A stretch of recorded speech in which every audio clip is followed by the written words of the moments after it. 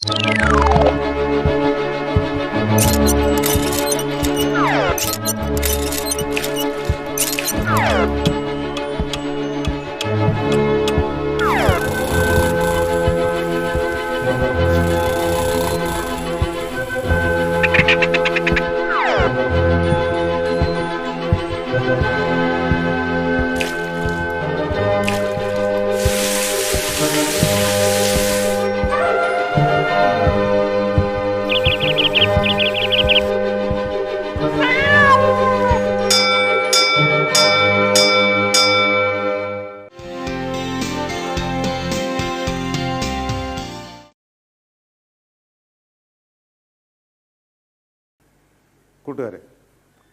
നമ്മളിന്ന് സയൻസിനും കോമേഴ്സിനും ഹ്യൂമാനിറ്റീസിനും ആവശ്യമുള്ള database management system എന്ന് പറഞ്ഞ ചാപ്റ്ററാണ് ഇന്ന് നോക്കുന്നത്.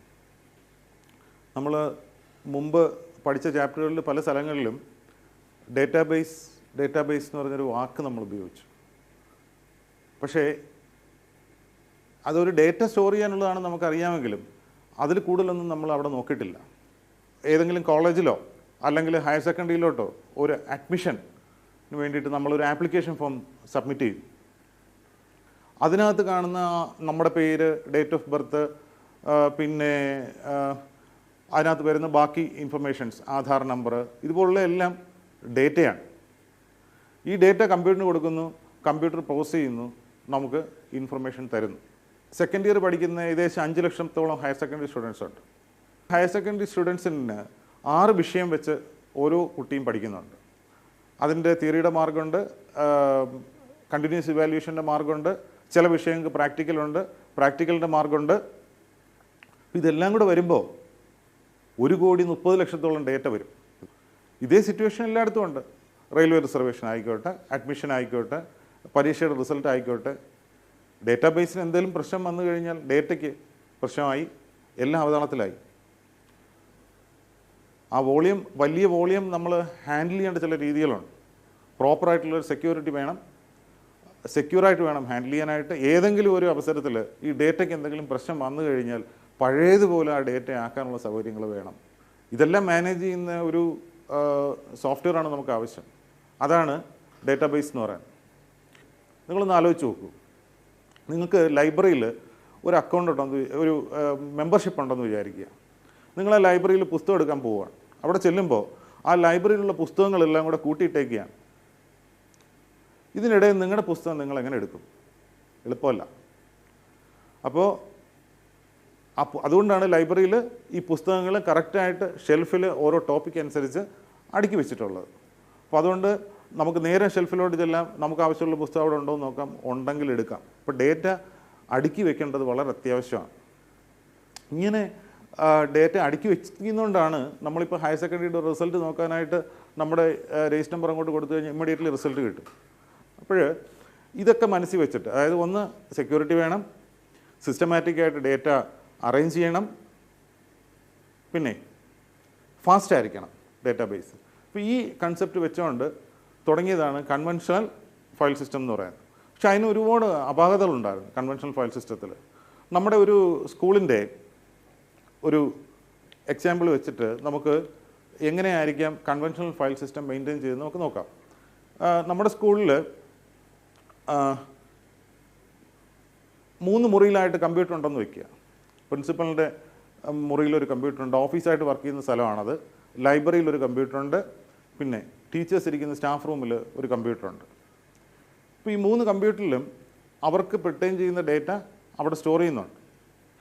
ഇതായിരുന്നു കൺവെൻഷണൽ ഫയൽ സിസ്റ്റം. അവിടെ സെക്യൂരിറ്റി കുറവായിരുന്നു. നമ്മളീ പറഞ്ഞ പോലെ വളരെ ഫാസ്റ്റായിട്ട് ഇൻഫർമേഷൻ തിരിച്ചെടുക്കുക എന്ന് പറഞ്ഞാൽ പാടായിരുന്നു. ഈ ഒരു ഓർഗനൈസേഷനകത്തുള്ള എല്ലാ ഡേറ്റ തമ്മിൽ ഒരു കോർഡിനേഷനും ഇല്ലാത്തൊരു സിറ്റുവേഷൻ ഉണ്ടായിരുന്നു. ഇവിടെയാണ് ഒരു ഡേറ്റാബേസിൻ്റെ ആവശ്യം വന്നത്.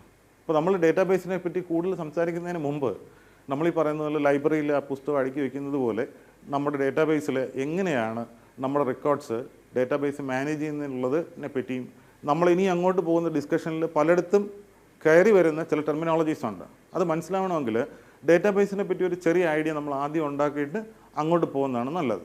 ഓക്കെ, നമ്മൾ വീട്ടിൽ ചെപ്പലോ അല്ലെങ്കിൽ ഷൂവോ ഒക്കെ മേടിക്കുന്ന സമയത്ത് നമുക്കൊരു പെട്ടി കിട്ടും അല്ലേ?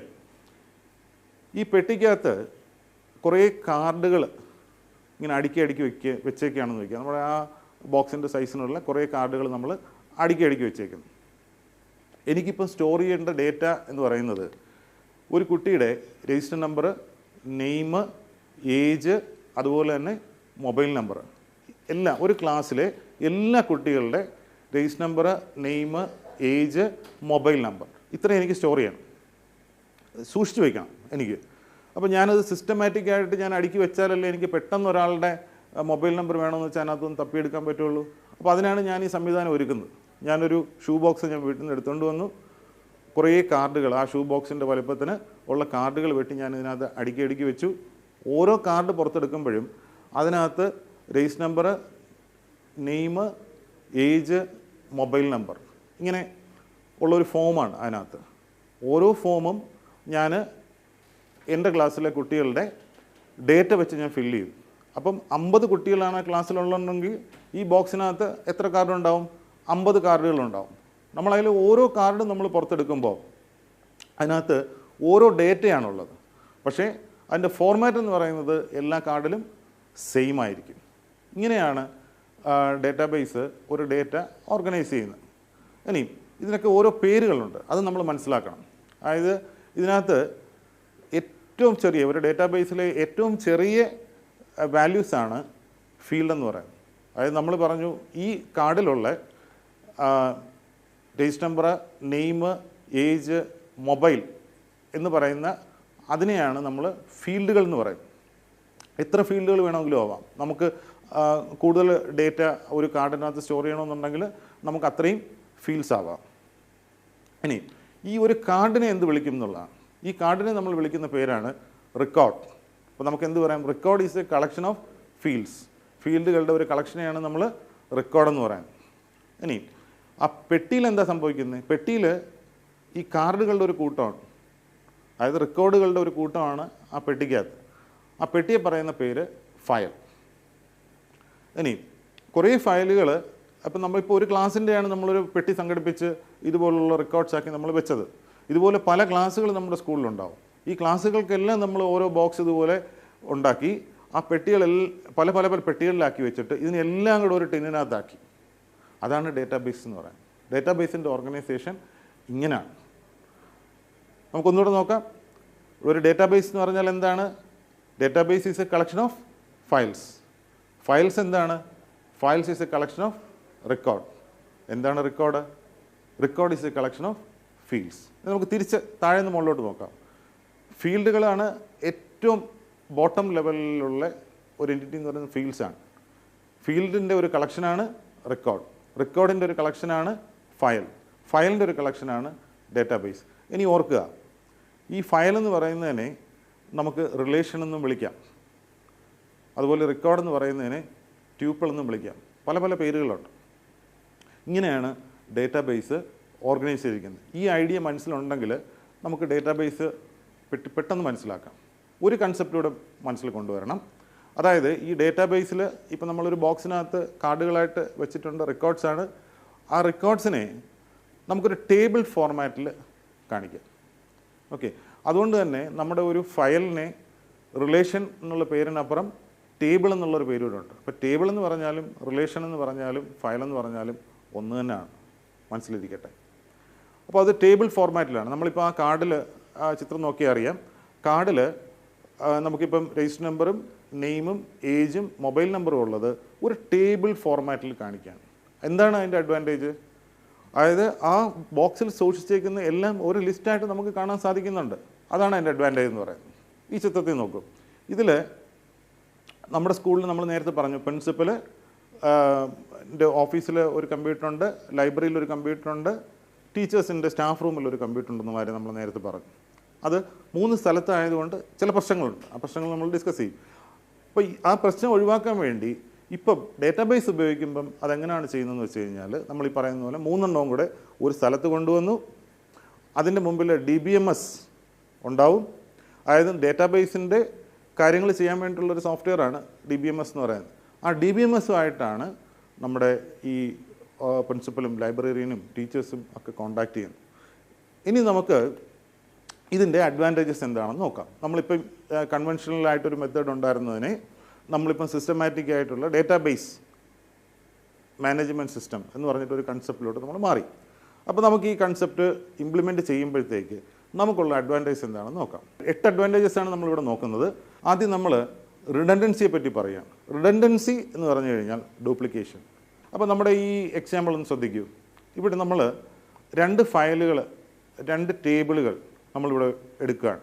ഒന്ന് മാർഗും മറ്റത് ഫീസും. ഫീസ് എന്ന് പറയുന്ന ടേബിളിനകത്ത് കുട്ടികൾ സ്കൂളിൽ അടച്ച ഫീസിൻ്റെ ഡീറ്റെയിൽസ് ആണുള്ളത്. മാർക്സിനകത്തോ കുട്ടികളുടെ മാർഗാണ്. പക്ഷേ അത് ക്ലോസ് ആയിട്ടൊന്ന് ഒബ്സർവ് ചെയ്താൽ ഡ്യൂപ്ലിക്കേഷൻ ഓഫ് ഡേറ്റ ഉണ്ട് അതിനകത്ത്. അതായത് അഡ്മിഷൻ നമ്പർ, നെയിം, ക്ലാസ്, ഇത് 2 ടേബിളിലും ഒരുപോലെ ഡ്യൂപ്ലിക്കേറ്റ് ചെയ്ത് വരുന്നുണ്ട്. അത് നമുക്ക് ആവശ്യമില്ലാതെ സ്ഥലം പോകുന്നുണ്ട് അതിനകത്ത്. അപ്പോൾ ഇതെങ്ങനെ നമുക്ക് ഈ ഡ്യൂപ്ലിക്കേഷൻ ഒഴിവാക്കാം എന്ന് നോക്കാം. ഇതിന് നമ്മൾ ചെയ്യുന്നത് ഒരു ടേബിൾ ഉണ്ടാക്കും.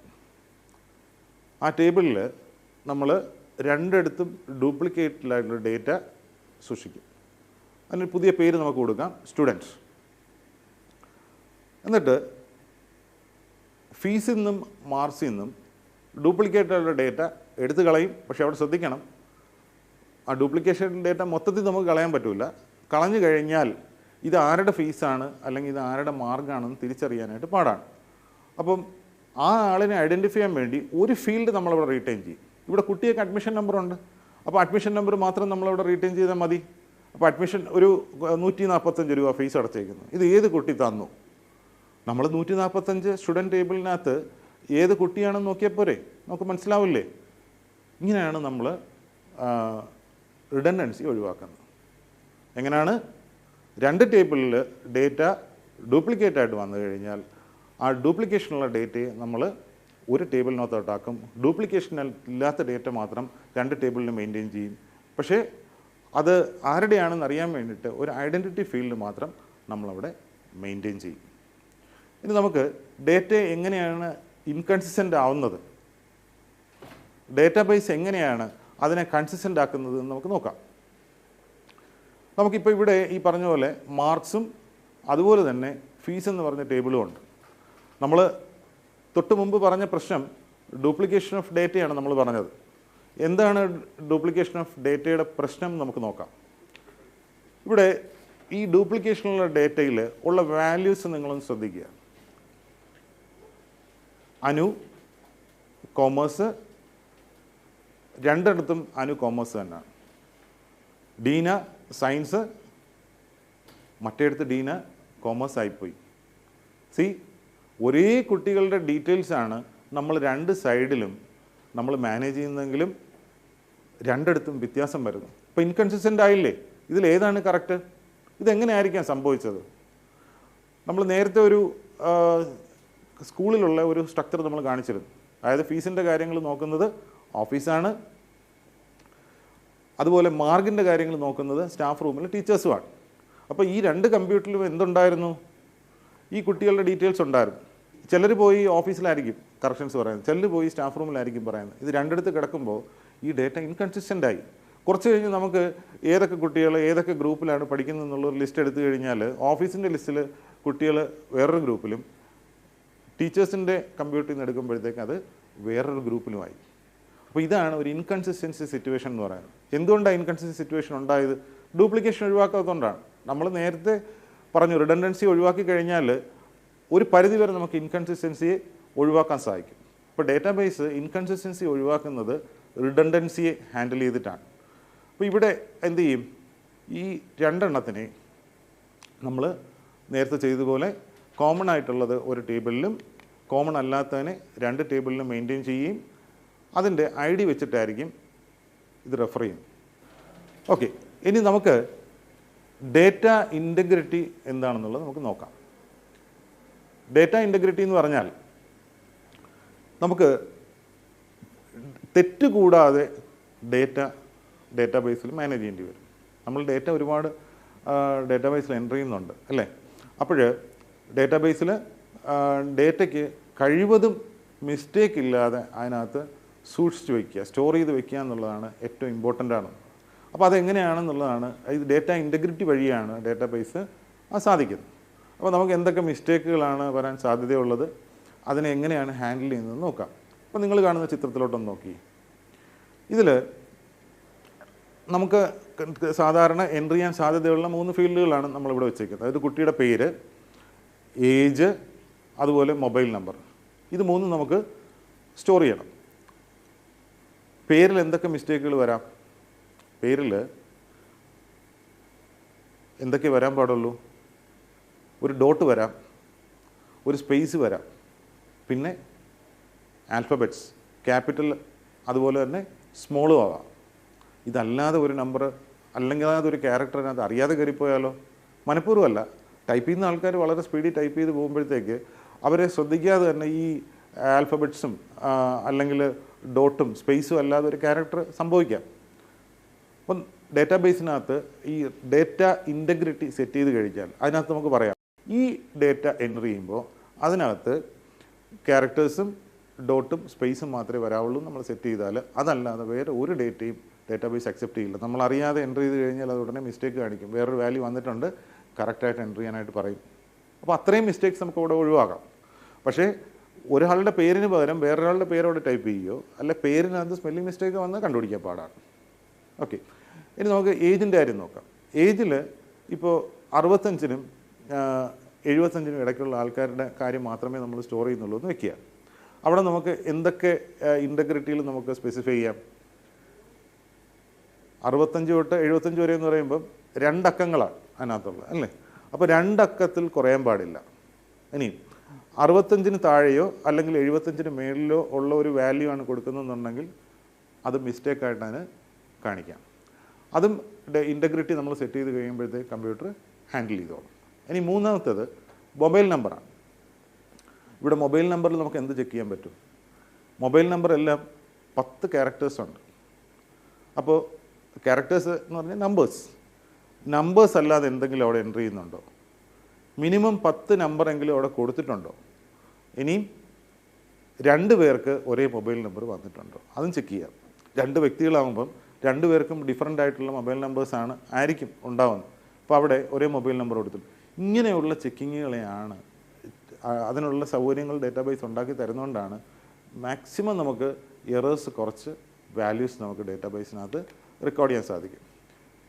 ഇനി അടുത്ത വേറൊരു ഇൻറ്റഗ്രിറ്റി നോക്കിയേ. ഇപ്പം നമ്മൾ കാണുന്ന ചിത്രത്തിൽ കുട്ടികളുടെ റോൾ നമ്പർ, പേര്, മൊബൈൽ നമ്പർ സ്റ്റോർ ചെയ്തൊക്കെയാണ്. ഇവിടെ ഒരു ബുദ്ധിമുട്ടുണ്ടാവും. അതായത് 3 കുട്ടികളുടെ പേര് ഒന്ന് തന്നെയാണ്. ഫാത്തിമ എസ് എന്ന് പറഞ്ഞിട്ട് 3 കുട്ടികൾ നമ്മൾ ആ ടേബിളിൽ കാണുന്നുണ്ട്. അപ്പോൾ പെട്ടെന്ന് നമ്മൾ വന്നിട്ട് ഫാത്തിമയുടെ മൊബൈൽ നമ്പർ വേണമെന്ന് പറഞ്ഞാൽ നമ്മൾ ഏത് മൊബൈൽ നമ്പർ കൊടുക്കും? ഏത് ഫാത്തിമയുടെ മൊബൈൽ നമ്പറാണ് നമ്മൾ എടുക്കേണ്ടത്? അവരൊരു കൺഫ്യൂഷനാണ്. അപ്പോൾ അതുകൊണ്ടാണ് നമ്മൾ അത് ഐഡൻറ്റിഫൈ ചെയ്യാൻ വേണ്ടി ഒരു ID നമ്പറോ അതുപോലെ എന്തെങ്കിലും ഒരു സാധനം കൂടെ നമുക്ക് അതിനകത്ത് ഇൻകോപ്പറേറ്റ് ചെയ്തില്ലെങ്കിൽ ഈ ആൾക്കാരെ തിരിച്ചറിയാനായിട്ട് പാടാണ്. അപ്പോൾ ഇവിടെ റോൾ നമ്പർ വെച്ചിട്ട് നമുക്ക് എടുക്കാം. 130 ഫാത്തിമ എസിൻ്റെ മൊബൈൽ നമ്പർ വേണമെന്ന് പറഞ്ഞാൽ അതിൻ്റെ തൊട്ടടുത്ത് കിടക്കുന്ന നമ്പർ പെട്ടെന്ന് നമുക്ക് എടുക്കാൻ പറ്റും. 130 ഫാത്തിമ എസ് ഒന്നേ ഉള്ളൂ. അപ്പോൾ അവിടെ ശ്രദ്ധിക്കേണ്ട ഒരു കാര്യം, റോൾ നമ്പറിലും ഡ്യൂപ്ലിക്കേറ്റ് വരാൻ പാടില്ല. റോൾ നമ്പർ യുണീക്ക് ആയിരിക്കണം. ഇനി ഇവിടെയും നമുക്ക് നേരത്തെ ചെക്കിങ് നടത്താം. അതായത് 2 കുട്ടികൾക്ക് ഒരേ മൊബൈൽ നമ്പർ വന്നാൽ എൻ്റർ ചെയ്യാൻ സമ്മതിക്കാൻ പാടില്ല. ഓക്കെ, ഇനി അടുത്ത് നോക്കൂ. അടുത്ത ഇൻറ്റഗ്രിറ്റിയുടെ ഒരു പ്രശ്നം ഇവിടെ പറയാം. അതായത് നമ്മൾ മാർക്സ് സ്റ്റോർ ചെയ്യുന്നുണ്ട്. ഇപ്പോൾ നമ്മളിവിടെ നേരത്തെ പറഞ്ഞതുപോലെ റിഡൻഡൻസിയൊക്കെ ഒഴിവാക്കിയിട്ടുണ്ട്. എസെൻഷ്യൽ ആയിട്ടുള്ള ഫീൽഡ് മാത്രമേ നമ്മുടെ ആ ടേബിളിനകത്തുള്ളൂ. മാർക്സ് എന്ന് പറഞ്ഞ ടേബിളിനകത്തുള്ളത് roll number, English, physics, chemistry, ഇതാണ് അതിനകത്തുള്ളത്. ഈ റോൾ നമ്പർ വെച്ചിട്ടാണ് ഇത് ആരുടെ മാർക്കാണ് എന്ന് നമ്മൾ ഐഡൻറ്റിഫൈ ചെയ്യുന്നത്. ഇപ്പോൾ 130-ന് 45 മാർക്കാണ് കിട്ടിയത്. ഇത് ആരുടെയാണ്? 130 ഫാത്തിമ എസിൻ്റെയാണ്. ഇവിടെ എന്തായിരിക്കാം ഒരു പ്രശ്നം ഉണ്ടാവാൻ സാധ്യതയുള്ളത്? ഒന്ന്, ഈ 130 എന്ന് പറഞ്ഞൊരു ഫാത്തിമ ഇല്ല, പക്ഷേ 130ൻ്റെ മാർക്ക് ഇവിടെ ഉണ്ട്. പ്രശ്നമല്ലേ? ഒരിക്കലും അങ്ങനെ സംഭവിക്കാൻ പാടില്ല. ഒരു മാർക്ക് എൻ്റർ ചെയ്യുമ്പോൾ അവിടെ കൊടുക്കുന്ന ID സ്റ്റുഡൻ്റ് എന്ന് പറയുന്ന ടേബിളിൽ ഉണ്ടെങ്കിൽ മാത്രമേ ഇവിടെ എൻ്റർ ചെയ്യാനായിട്ട് സമ്മതിക്കൂ, ഇൻറ്റഗ്രിറ്റിയുടെ ഭാഗമാണ്. ഇനി അടുത്തൊരു പോസിബിലിറ്റിയും കൂടെ പറയാം. ഫാത്തിമ എസ് 130 മാർക്ക് എൻട്രി ചെയ്ത് വെച്ചു. ഫാത്തിമ സ്കൂൾ വിട്ട് പോയി. ഒരു ദിവസം ഈ 130 എന്ന് പറയുന്ന ഫാത്തിമയെ അവിടുന്ന് റിമൂവ് ചെയ്തു. നാളെ ഒരു സമയത്ത് നോക്കുമ്പോൾ 130 മാർക്കുണ്ട്, പക്ഷേ സ്റ്റുഡൻ്റ് എന്ന് പറഞ്ഞ ടേബിളിൽ 130 ഫാത്തിമ ഇല്ല. അവിടെയും ഡേറ്റാബേസ് അത് ഹാൻഡിൽ ചെയ്യും.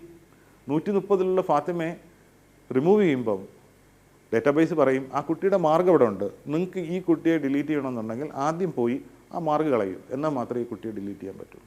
അപ്പോൾ അവിടെ ഉണ്ടെങ്കിൽ മാത്രമേ ഇവിടെ മാർക്ക് എൻ്റർ ചെയ്യാൻ സാധിക്കുകയുള്ളൂ. ഇനി അവിടെ നിന്ന് ഡിലീറ്റ് ചെയ്യണമെങ്കിൽ ആദ്യം മാർക്ക് ഡിലീറ്റ് ചെയ്യണം. അതായത് ആ ടേബിളുമായിട്ട് ആരൊക്കെയാണ് റിലേഷനിലുള്ളതെന്ന് വെച്ചാൽ അവിടെ നിന്നെല്ലാം ആ ഡേറ്റ റിമൂവ് ചെയ്താൽ മാത്രമേ ഈ പറയുന്ന പോലെ അതിനെ നമുക്ക് അതിൻ്റെ മാസ്റ്ററായിട്ടുള്ള ടേബിളിനകത്തുനിന്ന് മാറ്റാൻ സാധിക്കും.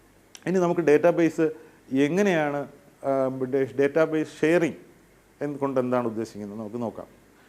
ഒരു ഡേറ്റാബേസിൽ ഡേറ്റ എത്ര ആൾക്കാരാണ് ആക്സസ് ചെയ്യുന്നത് ആലോചിച്ചിട്ടുണ്ടോ? ഒരുപാട് പേർ. ഇപ്പോൾ അഡ്മിഷൻ 5 ലക്ഷം പേരും കയറി നോക്കും, അവരുടെ പാരൻസും നോക്കും എൻ്റെ റിസൾട്ട് വന്നിട്ടുണ്ടോ നോക്കും, ഇല്ലേ? രജിസ്റ്റർ നമ്പർ കൊടുത്ത് നമ്മുടെ റിസൾട്ട് എന്താണ്, അല്ലെങ്കിൽ നമുക്ക് അഡ്മിഷൻ കിട്ടിയിട്ടുണ്ടോ എന്ന് ചെക്ക് ചെയ്യുമ്പോൾ ഡേറ്റാബേസിലിരിക്കുന്ന ഡേറ്റയാണ് അവിടെ ഷെയർ ചെയ്യുന്നത്. ഇതാണ് ഷെയറിങ് ഓഫ് ഡേറ്റ എന്ന് പറയുന്നത്. അപ്പോൾ എഫിഷ്യൻ്റ് ആയിട്ടുള്ള ഡേറ്റ ഷെയറിങ്ങിന് ഉള്ള ഒരു സംവിധാനം ഉണ്ടായിരിക്കണം. എന്താണ് ആ എഫിഷ്യൻ്റ് ആയിട്ടുള്ള മെത്തേഡ് കൊണ്ട് നമ്മൾ ഉദ്ദേശിച്ചത്? ഡേറ്റയുടെ ഷെയറിങ് സെക്യൂർ ആയിരിക്കണം. സെക്യൂറായിട്ട് വേണം ഡേറ്റ ഷെയർ ചെയ്യാനായിട്ട്. അപ്പോൾ ഇവിടെ നമ്മൾ പറഞ്ഞതുപോലെ ഡേറ്റാബേസും ആ ഡേറ്റാബേസിനെ മാനേജ് ചെയ്യുന്ന ഒരു സോഫ്റ്റ്വെയറും ആണ് ഇത് കൊണ്ടുപോകുന്നത് മുമ്പോട്ട്, അല്ലേ? DBMS എന്ന് പറഞ്ഞിട്ട് ഡേറ്റാബേസ് മാനേജ്മെൻറ്റ് സിസ്റ്റം അതിൻ്റെ മുന്നിലുണ്ട്. ഇതുവഴിയാണ് നമ്മൾ ഡേറ്റാബേസുമായിട്ട് ആക്സസ് ചെയ്യുന്നത്. ഇപ്പോൾ DBS അവിടെ സെക്യൂരിറ്റി മാനേജ് ചെയ്യുന്നുണ്ട്. എന്ന് വെച്ചാൽ നമ്മളൊരു പാസ്വേഡ് എൻ്റർ ചെയ്യണം. ആ പാസ്വേഡ് എൻ്റർ ചെയ്ത് കഴിഞ്ഞാൽ മാത്രമേ നമുക്ക് ഡേറ്റാബേസിനകത്ത് കയറി നമ്മുടെ ഡേറ്റ കാണാൻ പറ്റൂ. ഇനി ഈ പാസ്വേഡ് സെറ്റ് ചെയ്യുന്നത് ഡേറ്റാബേസിന് എപ്പോഴും ഒരു അഡ്മിനിസ്ട്രേറ്റർ ഉണ്ടായിരിക്കും. ഈ അഡ്മിനിസ്ട്രേറ്ററാണ് ഈ പാസ്വേഡൊക്കെ സെറ്റ് ചെയ്യുന്നത്. അപ്പോൾ സെറ്റ് ചെയ്യുമ്പം അത് ഉപയോഗിക്കുന്ന ഓരോ യൂസേഴ്സും ഇനി എന്തൊക്കെ പറ്റും എന്തൊക്കെ പറ്റില്ല എന്നുള്ളത് അഡ്മിനിസ്ട്രേറ്റർ സെറ്റ് ചെയ്ത് വയ്ക്കും. അപ്പോൾ ചിലർക്ക് റീഡ് ആൻഡ് റൈറ്റ് ഉണ്ടാവും, ചിലർക്ക് റൈറ്റ് മാത്രമായിരിക്കും, ചിലർക്ക് റീഡ് മാത്രമായിരിക്കും. ഇനി ചിലർക്ക് ഈ ഡേറ്റാബേസിലെ ചില ഡേറ്റ മാത്രം കണ്ടാൽ മതി എന്ന് സെറ്റ് ചെയ്യും. ഇങ്ങനെ പ്രിവിലേജ് സെറ്റ് ചെയ്യും. എന്നിട്ട് അവർക്കെല്ലാം ഓരോ പാസ്വേഡ് കൊടുക്കും. അപ്പോൾ അവർ ആ പാസ്വേഡ് കൊടുത്ത് അതിനകത്ത് കയറുമ്പം ഈ സെറ്റ് ചെയ്തിരിക്കുന്ന പ്രിവിലേജ് മാത്രമേ അവർക്ക് കാണാൻ സാധിക്കുള്ളൂ. അങ്ങനെയാണ് സെക്യൂരിറ്റി ഡേറ്റാബേസ് മെയിൻറ്റെയിൻ ചെയ്യുന്നത്. എൻഫോഴ്സ്മെൻറ്റ് ഓഫ് സ്റ്റാൻഡേർഡ്സ് ആണ് നമ്മളിത് നോക്കുന്നത്. നെയിമിംഗ് കൺവെൻഷൻ എന്ന് പറഞ്ഞാൽ നമ്മൾ പേര് കൊടുക്കുമ്പോഴത്തേക്ക് നമുക്കൊരു എന്താണ് ഒരു സ്റ്റാൻഡേർഡ് ഒരു കൺവെൻഷൻ അവിടെ മെയിൻറ്റെയിൻ ചെയ്ത് പോകണം. ഓക്കെ, നമ്മൾ എന്താണോ നമ്മൾ സ്റ്റോർ ചെയ്യാൻ ഉദ്ദേശിക്കുന്നത് അതുമായിട്ട് ബന്ധപ്പെട്ട ഒരു പേര് കൊടുക്കുന്നതായിരിക്കും നല്ലത്. ഒന്ന്, അതായത് നമ്മളിപ്പോൾ എന്താണ് കുട്ടികളുടെ പേര് ആണ് സ്റ്റോർ ചെയ്യാൻ ഉദ്ദേശിക്കുന്നത്, അവിടെ എന്നെന്ന് കൊടുത്താലും കുഴപ്പമില്ല, അല്ലേ? പക്ഷേ ഈ എന്ന് കാണുമ്പോൾ ഈ എന്നിനകത്ത് എന്ത് ഡേറ്റയാണ് ഇരിക്കുന്നത് നമുക്കറിയാൻ പറ്റുമോ? ബുദ്ധിമുട്ടാണ്. അപ്പോൾ അങ്ങനെ കൊടുക്കരുത്. നെയിം എന്ന് കൊടുക്കാൻ ഫീൽഡ്, അല്ലെങ്കിൽ S name, student name, okay, അങ്ങനെ നമുക്ക് പറയാം. ഇനി ഈ എസ് നെയിം എന്ന് പറഞ്ഞ ഫീൽഡിനകത്ത് എന്ത് ടൈപ്പ് ഓഫ് വാല്യൂ ആണ് നമ്മൾ സ്റ്റോർ ചെയ്യുന്നത്? ക്യാരക്ടേഴ്സ് ആയിരിക്കും, അല്ലേ? പേര്, ക്യാരക്ടർ. അപ്പം നമുക്ക് വേണമെങ്കിൽ C_S നെയിം എന്ന് പറയുമ്പം അതൊരു മനസ്സിലാവുന്നൊരു ഫീൽഡായി. പിന്നെ നമ്മൾ ആ പേര് കാണുമ്പം തന്നെ ഇതിനകത്ത് എന്ത് ടൈപ്പ് ഓഫ് ഡേറ്റ ആയിരിക്കും സ്റ്റോർ ചെയ്യുന്നത് നമുക്ക് കാണുമ്പോൾ മനസ്സിലാക്കാം. നമ്പേഴ്സ് ആകുമ്പോഴത്തേക്ക് ഇപ്പം വയസ്സ് സ്റ്റോർ ചെയ്യുന്നത് N_age അല്ലെങ്കിൽ N_SH, അത് കാണുമ്പോൾ നമുക്ക് മനസ്സിലാവും. കാര്യം കുട്ടികളുടെ പ്രായം സൂക്ഷിക്കാനായിട്ടുള്ളൊരു ഫീൽഡിലാണ്, അവിടെ നമ്പർ ആയിരിക്കണം സൂക്ഷിക്കേണ്ടതെന്നുള്ളത് നമുക്ക് മനസ്സിലാവും. പിന്നെ ഫോർമാറ്റ് ഓഫ് ഡേറ്റ എന്താണ്? ഫോർമാറ്റ് ഓഫ് ഡേറ്റ എന്ന് പറഞ്ഞാൽ ഇപ്പം ഡേറ്റ് ആകുമ്പോഴത്തേക്ക് അതിന് ഡേ, മന്ത്, ഇയർ. ഇനി ഫോൺ നമ്പർ ആകുമ്പോൾ അതിന് 10 ഡിജിറ്റ് ഉണ്ടായിരിക്കണം. ഇതൊക്കെയാണ് ഫോർമാറ്റ് എന്ന് പറയുന്നത്. ഇനി സ്ട്രക്ചർ ഓഫ് ഡേറ്റ എന്ന് പറഞ്ഞാൽ നമ്മൾ നേരത്തെ ഒരു ബോക്സിനകത്ത് റെക്കോർഡുകൾ ഉണ്ടാക്കുന്ന പറഞ്ഞപ്പോഴത്തേക്ക് നമ്മൾ അതിനകത്ത് കണ്ടില്ലേ, കുറേ ഫീൽഡുകൾ പറഞ്ഞില്ലേ? ആ ഫീൽഡും അതിനകത്ത് എന്ത് ടൈപ്പ് ഓഫ് ഡേറ്റയാണ് സ്റ്റോർ ചെയ്യപ്പെടേണ്ടതും എന്ന് പറയുന്നതിനാണ് നമ്മൾ സ്ട്രക്ചർ എന്ന് പറയുന്നത്. അതിന് ഒരു സ്റ്റാൻഡേർഡ് ഉണ്ടാവണം. പിന്നെ സെക്യൂരിറ്റി സ്റ്റാൻഡേർഡ് നമ്മൾ തൊട്ട് മുമ്പ് പറഞ്ഞതുപോലെ പല ലെവൽസ് ഓഫ് സെക്യൂരിറ്റി ഉണ്ട്. ചിലടത്ത് റീഡ് ചെയ്യാം, ചിലടത്ത് റൈറ്റ് ചെയ്യാം. അതിന് നമ്മളൊരു യൂണിഫോം സ്റ്റാൻഡേർഡ് മെയിൻറ്റെയിൻ ചെയ്യണം. പിന്നെ ഉള്ളത് കമ്മ്യൂണിക്കേഷൻ സ്റ്റാൻഡേർഡ്. ഈ കമ്മ്യൂണിക്കേഷൻ സ്റ്റാൻഡേർഡിൽ ഉദ്ദേശിക്കുന്നത് ഒരു ഡേറ്റാബേസ് വേറൊരു ഡേറ്റാബേസുമായിട്ട് കമ്മ്യൂണിക്കേറ്റ് ചെയ്യുന്ന സിറ്റുവേഷൻസ് ഉണ്ടാവും. നമ്മൾ മുമ്പുള്ള ഒരു ചാപ്റ്ററിൽ സെർവർ ടു സെർവർ കമ്മ്യൂണിക്കേഷൻ എന്ന് പറഞ്ഞിട്ട് നമ്മളൊരു കാര്യം പറഞ്ഞു. അപ്പോൾ അവിടെ 2 സെർവറുകൾ തമ്മിലുള്ള ഡേറ്റയാണ് കമ്മ്യൂണിക്കേറ്റ് ചെയ്യുന്നത്. അപ്പോൾ ഈ ഡേറ്റാബേസ് തമ്മിൽ കമ്മ്യൂണിക്കേറ്റ് ചെയ്യുമ്പോഴേ അവിടെ ഒരു സ്റ്റാൻഡേർഡ് വേണ്ടേ? അല്ലെങ്കിൽ നമ്മുടെ തന്നെ ഓർഗനൈസേഷൻ, അതായത് 2 ഡേറ്റാബേസ്, നമുക്ക് ഡേറ്റാബേസ് പല ടൈപ്പ് ഉണ്ട്. അതായത് ഒറാക്കിൾ, സൈബേസ്, ഇംഗ്രസ്, MySQL, NoSQL, ഇങ്ങനെ ഒരുപാട് ടൈപ്പ് ഓഫ് ഡേറ്റാബേസുകളുണ്ട്. 2 ഡേറ്റാബേസ് നമ്മൾ കമ്മ്യൂണിക്കേറ്റ് ചെയ്യുമ്പോഴത്തേക്ക് ഓരോ ഡേറ്റാബേസും ഈ സ്റ്റാൻഡേർഡുകൾ മെയിൻറ്റെയിൻ ചെയ്താൽ മാത്രമേ ഒരു ഡേറ്റാബേസിലുള്ള ഡേറ്റ മറ്റൊരു ഡേറ്റാബേസിലോട്ട് നമുക്ക് ട്രാൻസ്പോർട്ട് ചെയ്യാൻ പറ്റും. അതാണ് കമ്മ്യൂണിക്കേഷൻ സ്റ്റാൻഡേർഡ് എന്ന് പറയുന്നത്. ഇനി നമുക്ക് ക്രാഷ് റിക്കവറി എന്താണെന്ന് നോക്കാം. ഒരു ഡേറ്റാബേസ് നമ്മൾ തുടക്കത്തിലേ പറഞ്ഞു, ഡേറ്റാബേസിലുള്ള ഡേറ്റ നഷ്ടപ്പെട്ടാൽ എന്താണ് സംഭവിക്കുന്നത് എന്നുള്ളത്. അപ്പോൾ ഇത് എന്തുകൊണ്ടാണ് ഉണ്ടാകുന്നത്? ഈ ഡേറ്റയെല്ലാം ഒരു ഡേറ്റാബേസിനകത്താണ് റൈറ്റ് ചെയ്തിരിക്കുന്നത്. അപ്പോൾ ആ ഡേറ്റാബേസിന് എന്തെങ്കിലും സംഭവിച്ചു കഴിഞ്ഞാൽ നമുക്ക് ഈ എല്ലാം പോയി. അപ്പം 3 രീതിയിലായിരിക്കാം ഒരു പക്ഷേ ഈ ഡേറ്റാബേസിൽ പ്രശ്നം ഉണ്ടാകുന്നത്. ഒന്നെന്ന് പറഞ്ഞാൽ ഡിസ്ക് ക്രാഷ്, 2 പവർ ഫെയിലിയർ ഉണ്ടാകുമ്പോഴത്തേക്ക് പ്രശ്നം വരാറുണ്ട്. പിന്നെ സോഫ്റ്റ്വെയർ എറേഴ്സ് കൊണ്ട് ചില മിസ്റ്റേക്കുകൾ വരാം. ഏതെങ്കിലും ഒരു സമയത്ത് ഒരു ക്രാഷ് ഉണ്ടായിക്കഴിഞ്ഞാൽ അല്ലെങ്കിൽ ഒരു പ്രശ്നം ഉണ്ടായിക്കഴിഞ്ഞാൽ ആ സമയത്ത് ക്രാഷ് ഉണ്ടായ സമയത്ത് ഡേറ്റാബേസ് ഏത് സ്റ്റേജിലാണോ ആ സ്റ്റേജിലോട്ട് ഡേറ്റാബേസിനെ തിരിച്ചു കൊണ്ടുവരാനുള്ള സൗകര്യങ്ങൾ ഡേറ്റാബേസിനകത്ത് ഉണ്ടാവും. അതിനെയാണ് നമ്മൾ ക്രാഷ് റിക്കവറി എന്ന് പറയാൻ. ഇതിൽ ഇനിയുണ്ട് പറയാൻ, അത് നമുക്ക് അടുത്ത ക്ലാസ്സിലാണ്. ബൈ.